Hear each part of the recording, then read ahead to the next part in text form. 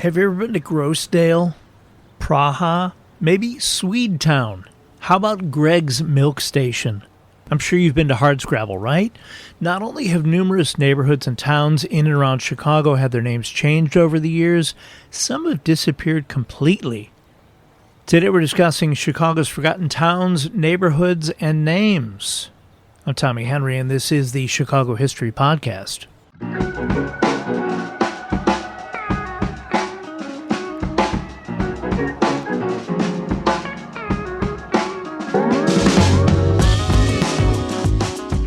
I love the origins of words and phrases, and I also love finding out things about towns in Illinois, so this episode has been a long time coming.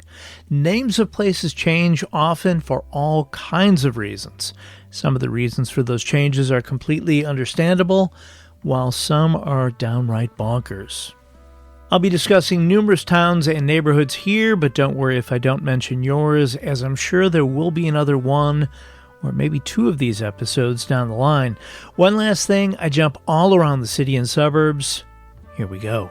In Chicago's earliest days as a city in the 1830s and 1840s, small settlements sprang up around the fledgling urban center.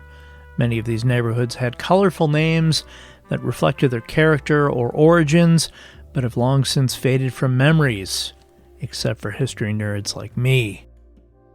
To the south of the Loop is Bridgeport, a neighborhood that has given Chicago 5 mayors, more than any other in the city. It was not always called Bridgeport, though. That name did not come along until 1836, coinciding with the start of construction of the Illinois and Michigan Canal. Before then, the area was called Hardscrabble. Yes, Hardscrabble, defined as involving hard work or struggle and being or relating to a place of barren or barely arable soil. I'm sure any local area farmers liked having a town name that reminded them that the ground was not suitable for growing crops. The name Bridgeport allegedly refers to a low bridge that crossed the south branch of the Chicago River. Roughly 19 miles northwest of Chicago is an area originally inhabited by the Potawatomi tribe until they were removed in 1833. As new settlers from the East Coast arrived, the village was named Pennyville after George Penny, a businessman who owned a local brickyard. Perhaps to draw more attention to his brick-making business, in the mid-1850s, Penny requested the village's name be changed to Brickton. That's Brickton. By the early 1870s, with Penny's brick-making operation largely gone, the townspeople felt a new name that more closely aligned with the progressive community should be chosen. And according to one local account, as its location was, quote, on a ridge in a park-like setting, it was changed on June 9, 1871, to Park Ridge. Brothers Ralph and Morgan Babcock were early settlers in DuPage County who laid claim to a large area, calling it Babcock's Grove, established with a post office on May 14, 1844. When the eastern part of the area was formally laid out in 1868 by Benjamin Sweet, Silas Janes, and a Chicago developer and banker who provided his services free of charge, that banker asked in return that the new community be named after himself, and Josiah L. Lombard's request was granted. The eastern portion of Babcock's Grove was changed to Lombard on April 7, 1868, and was incorporated 1 year later. The western part of Babcock's Grove tried out many names, including DuPage Center, Stacy's Corners, Newton Station, Danby, after Danby, Vermont, a local landowner's birthplace, and Prospect Park. The town's current name, Glen Ellen, was adopted in 1889 based on the Welsh version of then village president Thomas Hill's wife Ellen, preceded by Glen, which refers to the geography of the area. Fun fact, the first church in Glen Ellen, a congregational church, was built in 1862, followed by numerous Protestant churches over the next few decades. It was not until 60 years later that the first Catholic church was built. Back to Chicago. How many of you have ever heard of Tower Town? This arts area, roughly bounded by Streeterville to the east, Division Street to the north, Grand Avenue to the south, and Little Hell to the west, we'll get to that in a moment, was referred to as such due to its proximity to the Water Tower, that historic landmark and one of the few buildings to survive the Chicago Fire of 1871. Tower Town had its beginnings after the Chicago's World Columbian Exposition of 1893, when Lambert and Anna Tree developed Tree Studios at 4 East Ohio Street to entice artists to stay in the area. Although Tower Town didn't really start to take root as an artist community supporting the bohemian lifestyle until around 1910, with a much larger surge around World War I. With cheap housing and former stables easily converted into studios, artists were able to easily set up workspaces. Inexpensive cafeterias, bookstores, coffee houses, tea rooms, and second-hand stores that popped up gave artists in the area access to those essentials, and there were still enough well-to-do residents living nearby in the Gold Coast area to whom art could be sold. Of course, by the late 1920s, that age-old problem of rising property values pushed the bohemian artist community out of Tower Town, and it faded into obscurity by the Great Depression. In the early 1900s, the Chicago neighborhood known as Little Hell was located on the near north side, with its boundaries generally defined by Division Street to the north, LaSalle Street to the east, Chicago Avenue to the south, and the Chicago River to the west.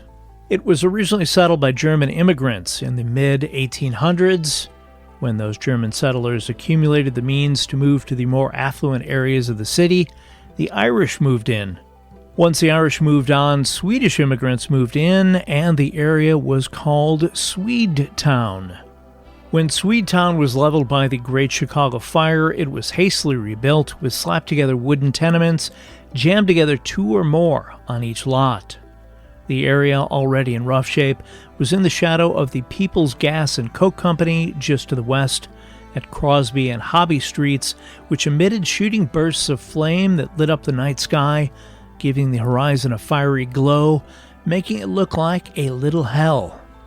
As Chicago entered the 20th century, the Swedes moved north, and the newest wave of immigrants, the Sicilians, moved in.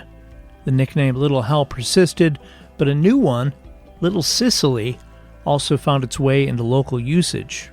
The area became thick with crime and criminals, including the Black Hand Society, a precursor to Al Capone and the Chicago Mob.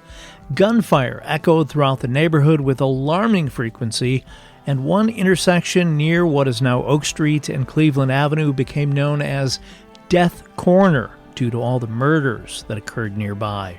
Little Hell was eventually razed starting in the 1940s and 1950s and was replaced by 2-story row houses called the Francis Cabrini Homes in 1942, the Cabrini Homes Extension in 1957, and the William Green Homes, completed in 1962. Cabrini Green, the public housing projects built slightly north of the epicenter of Little Hell, was fraught with its own issues throughout its time in use, before demolition began in 1995, with the last high-rise building coming down in 2011. If you're looking for signs of past inhabitants of the area, one still-standing building that harkens back to when the area was primarily inhabited by Swedes is the First Swedish Baptist Church, built in 1889. Since 1920, this church at Elm in Cleveland has been home to the Wayman African Methodist Episcopal congregation, but it appears that changed within the last few years as the land was sold, threatening the future of this building. During the mid-19th century, people living in the Czech lands of Bohemia and Moravia fled their native country in search of religious and political freedom and for the opportunity to achieve economic prosperity in America. Many settled here in Chicago, on the city's west side. Czechs of the Catholic faith organized St. Wenceslas Church in 1863 and had the building constructed by 1866 on Desplaines and DeKoven Streets on the city's near west side. This area, just outside of the downtown district in the vicinity of 12th and Canal Streets, was also known as Praha or Prague. While the neighborhood name is no longer used in Chicago, the area itself would forever be remembered as the originating point of the Great Chicago Fire of 1871. It was that historic conflagration that would displace many of Praha's residents to the Lower West Side in the vicinity of 18th Street and Blue Island Avenue, an area that would become known as Pilsen. That neighborhood was formally founded in 1878 and named after Pilzen, that's Plzen, a city in Bohemia, now part of the Czech Republic. Part of the appeal of the area was the number of unskilled jobs that were available at the nearby stockyards, lumber yards, railroads, breweries, furniture factories, and the McCormick Reaper factory. By the turn of the century, Chicago had become the third largest Czech city in the world, after Prague and Vienna, with Pilsen serving as a major hub for Czech culture and community. The Czechs built numerous institutions in the area, including churches, schools, theaters, and social clubs. The Pilsen neighborhood remained predominantly Czech well into the 20th century, though other Eastern European groups also settled there in smaller numbers. Czech immigration to the U.S. declined significantly after 1918 when Czechoslovakia gained independence. However, Pilsen continued to be a largely Czech neighborhood through the 1930s and 1940s. The demographic shift began in the 1950s and accelerated in the 1960s as Mexican immigrants moved into the area, partly due to displacement caused by the construction of the University of Illinois at Chicago campus. By 1970, Latinos had become the majority population in Pilsen. Despite the shift, traces of the neighborhood's Czech heritage can still be found in its architecture, street names, and some remaining cultural institutions. Today, Pilsen is known primarily as a Mexican-American neighborhood, but its Czech roots remain an important part of its history. As for St. Wenceslaus Church, the one built by Czechs in 1866 that survived the Great Chicago Fire, the church, rectory, school, and convent of St. Wenceslaus were purchased by the Chicago Land Clearance Commission and were demolished in 1955, quote, as part of the 52-acre blighted area being cleared by the Chicago Land Clearance Commission for redevelopment by private capital, end quote. The school once had 8 classrooms, and the last graduating class had only 6 students, and only 2 rooms were in use for 38 total students when the buildings were sold off. Here's another renamed suburb for you. Tessville, Illinois, was originally settled by the Potawatomi Indian tribe, who left the area after the Indian Boundary Treaty of 1816. The area was slowly developed along plank roads that became Milwaukee Avenue and Little Fort Road, now known as Lincoln Avenue. In 1856, a German immigrant named Johann Vollrath Theodor Tess purchased 30 acres of land and became the namesake of the settlement. The first commercial establishment, the Halfway House Saloon, opened in 1873. The population grew after a railway station was established in nearby Niles Center in 1891. Tessville was incorporated as a village in 1911 with 359 residents. During Prohibition, it became known for speakeasies and gambling. In 1931, Henry A. Prossel was elected mayor and served for 46 years. In 1936, Tessville was renamed Lincolnwood, derived from Lincoln Avenue, which bisects the community.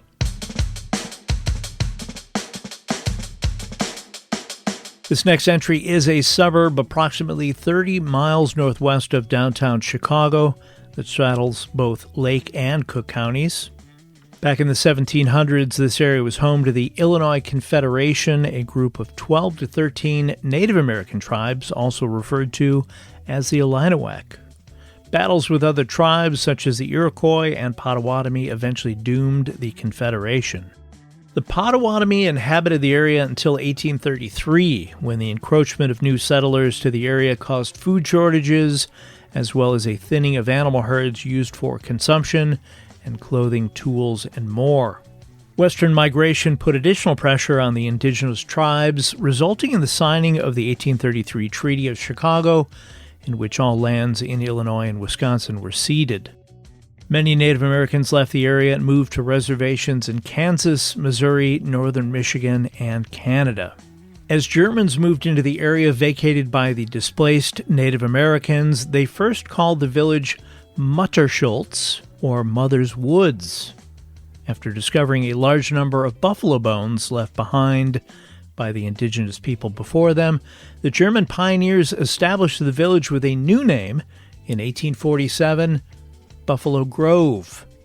The village of Buffalo Grove was incorporated in 1958. Heading 18 miles south of the loop, you'll find Dalton and Riverdale, which were pretty much one big community before each incorporated as a village in 1892. Dalton was originally known as Calumet Junction due to its location on the Little Calumet River, and according to the Encyclopedia of Chicago, significant evidence of human habitation in the Dalton area was found on the north shore of the Little Calumet on the south edge of Dalton, which dates back to AD 1400 to 1500, likely from either the Miami or Illinois tribes, both of which lived in the area during that time. George Dalton arrived around 1835 and operated a ferry on the Little Calumet River. Soon after, Dalton was joined by his brothers Henry, Charles, and Andrew, and Dalton's sons, for whom the town is named. George Dalton became the first postmaster of the village when the first post office was established there in January of 1854. Oh, fun fact, between 1866 and 1910, the village was known as Dalton Station. Oh, and I mentioned Riverdale. That village also owes its name to George Dalton. The ferry that George Dalton operated with a man named J.C. Matthews from 1836 to 1842 was in an area called Riverdale Crossing. Their ferry business ended when a toll bridge was built there, which operated until 1856. 13 miles west and slightly south of downtown Chicago is LaGrange, another town which had other names before the one most people know today. The area's first white settler, Joseph Weil, traveled to Illinois from New York with his wife and 4 children and built a log cabin in the early 1830s at what is now Plainfield and Wolf Roads. A few years later, Robert Leitch traveled from New York State and purchased 440 acres within present-day LaGrange, calling it Kensington Heights. His efforts to develop Kensington Heights were dashed when Leitch experienced financial trouble and he was forced to sell the land. According to records, a post office was established there on May 31st, 1866, when the village called itself Hazel Glen. 2.5 years later, it was changed to West Lyons in December of 1868. In 1871, 600 acres of the area's land was purchased by Franklin D. Cossett. Cossett had twice been faced with heavy loss, first when his Tennessee cotton farm was destroyed in the Civil War, and then when he lost his wholesale grocery business in Chicago during the Great Chicago Fire in 1871. After the fire, he reportedly dedicated himself to developing the land west of Chicago. Although Cossett was willing to continue using the more established name Kensington for the community, he discovered there was already another Illinois post office using the name. Cossett then renamed the village LaGrange in 1876 after his former home in LaGrange, Tennessee. When LaGrange was incorporated in 1879, there were 70 families living there. According to recent data, there are approximately 4,234 family households and a population of 15,466 in LaGrange today. For those of you looking for remnants of LaGrange's past, there is a Kensington Place subdivision, and East Cossett Avenue runs east-west through town. In addition to Weil Parkway in LaGrange, Samuel Weil's house, built in 1874 and purchased by the LaGrange Area Historical Society in the mid-1980s, now serves as the Weil House Museum and Archive, which houses collections and exhibits that tell the history of LaGrange and LaGrange Park.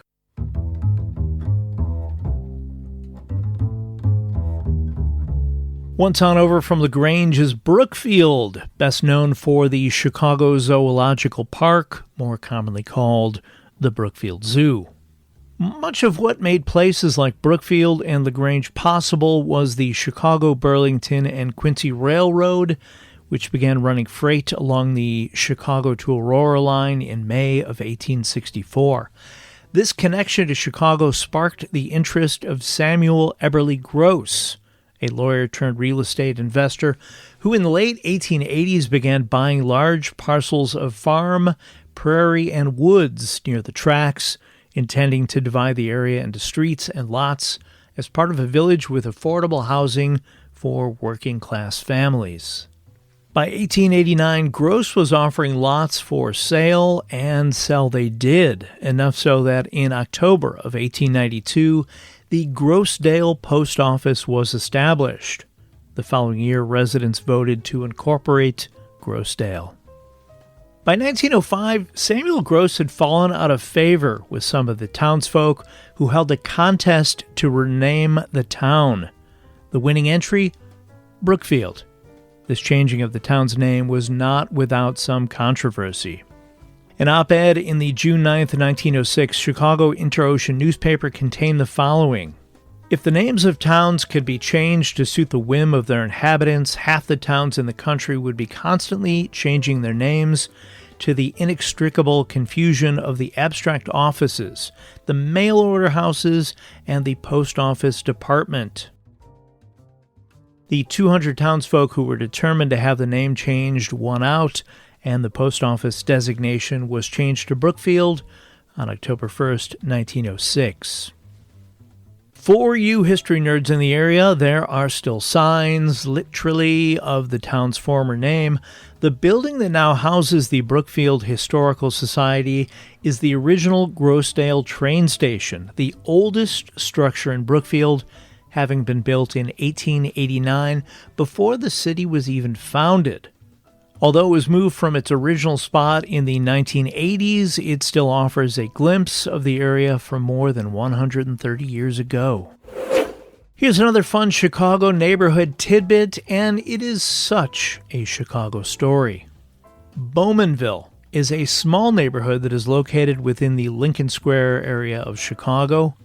First developed by an innkeeper named Jesse Bowman in the 1850s, he sold plots of forest land for development near present-day Foster and Ravenswood Avenues.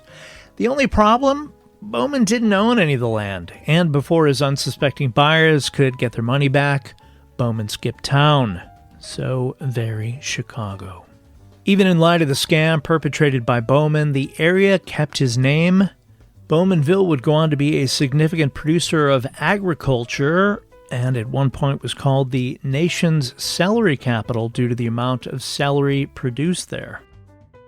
Lyman Budlong, who along with his brother Joseph owned the largest farm in that area, encompassing 700 acres near present-day Foster and Lincoln. The Budlong brothers opened a successful pickle factory, the Budlong Pickle Works, in 1857, and got into the flower business with the opening of the Budlong Greenhouses in 1880. At one point, Lyman Budlong employed as many as 1,500 women and children, and 800 men harvesting 150,000 bushels of cucumbers in one growing season. Budlong's operation was eventually absorbed into a Wisconsin farm, which eventually became part of Dean Foods. Oh, one more thing about the Budlong farm. In 1904, while excavating land on the west side of the farm, slightly north of where California and Foster Avenues meet, 14 skeletons were found, arranged in a circle, each with their feet pointing toward the center of the circle. As the Potawatomi once lived in the area, it is thought to be one of their burial places. If you are named Gregg, you may appreciate this suburb in DuPage County's history. Approximately 23 miles west and a scotch south of downtown Chicago is Westmont, another area originally inhabited by the Potawatomi tribe before the U.S. government pushed them off the land.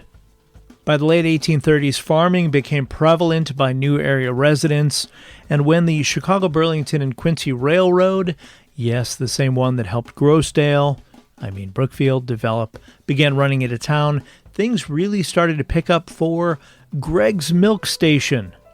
Yep, that's what it was called, as dairy farmers would load newly filled milk jugs on the train in the morning and get their empty cans back later that day.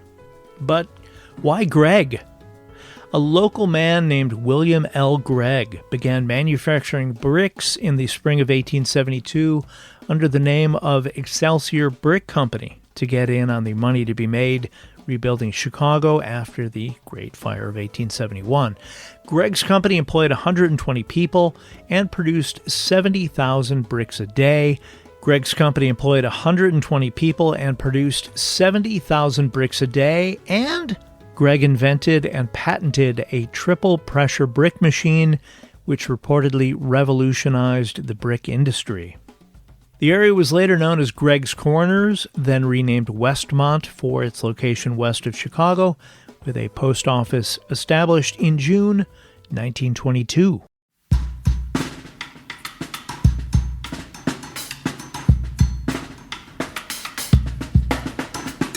All right, how about one more story? Although I have a stack of notes of places I want to talk about in a future episode or four, and time is running short. In the early 1880s, a section of the northwest side of Chicago was briefly known as the village of Pennock. This was just outside Chicago's city limits at the time, where you could still build using wood, something outlawed in new structures after the Great Chicago Fire. Homer Pennock was a mining promoter who came to the area and bought 120 acres of land, bounded roughly by what today is Diversey to the north, St. Louis Avenue to the east, Fullerton to the south, and Pulaski to the west. Running straight through the planned village was Pennock Boulevard, since renamed Wrightwood Avenue. Homer Pennock stated that he planned for the area to be an industrial and residential district. Intending to multiply his fortune and startle the financial world, Pennock wasted no time getting to work. According to a 1903 Tribune article, he brought carload after carload of bricks to the area and enlisted bores of workmen to help him realize his dream.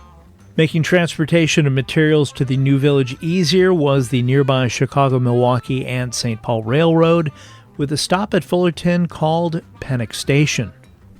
"We'll have a car wheel factory there, the largest in the world," Pennock announced as he stood by and proudly watched the workmen piling brick upon brick, according to the Chicago Tribune article.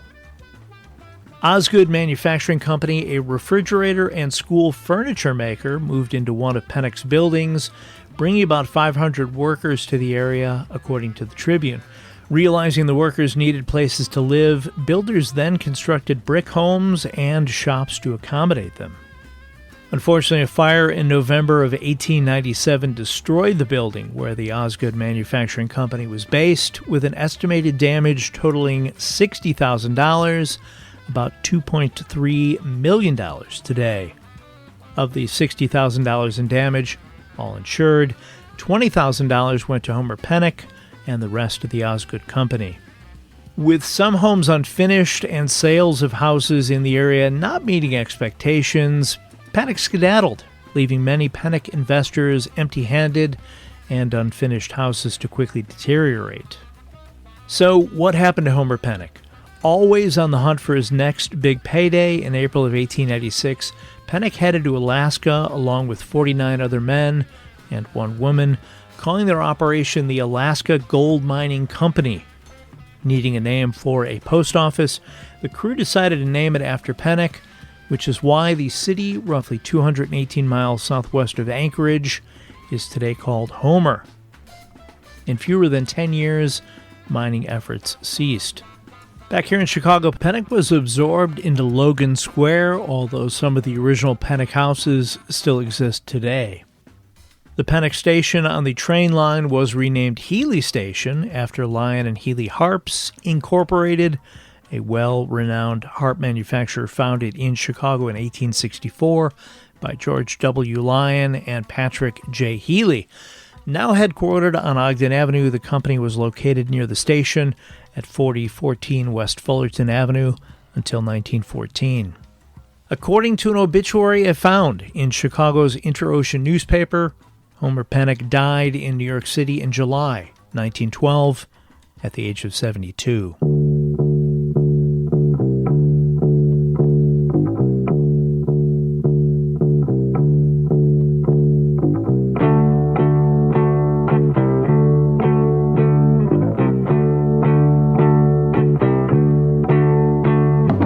Thanks for listening to today's episode about forgotten towns, neighborhoods, and names. As always, if you have any questions about anything covered today, anything to add, or have an idea for a future episode, I'd love to hear about it. Send me an email at chicagohistorypod@gmail.com.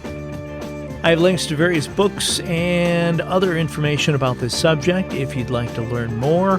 Anything ordered through those links, not just the items listed, may earn a small commission for the podcast and help offset production costs at no cost to you. Check out the Chicago History Podcast social media pages for articles and pictures related to this episode and past episodes posted throughout the week. The original art for the Chicago History Podcast used on these social media pages was created by John K. Schneider. Domo Johnny. Send him an email at angeleyesartjks@gmail.com. Tell him how much you love his work. I will be back soon with more stories from Chicago's history. Until then, get out and explore when possible. Learn more about whatever city you live in, and stay safe.